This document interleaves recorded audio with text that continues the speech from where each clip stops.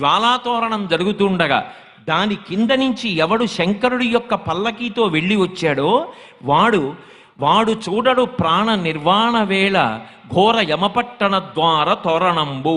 యమధర్మరాజు గారి యొక్క నగరం అగ్నితోరణంతో ఉంటుందిట. దాని కింద నుంచి భయపడి జీవుడు శరీరం విడిచిపెట్టిన తరువాత పాపములు చేసి పరుగులు తీస్తూ వెడతాడు.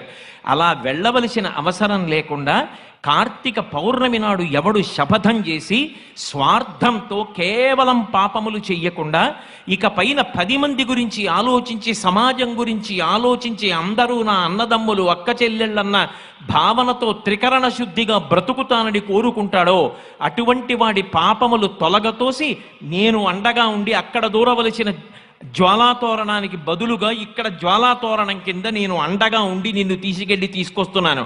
ఇక నీకు ఆ తోరణ దర్శనం లేదని భగవంతుడు అనుగ్రహం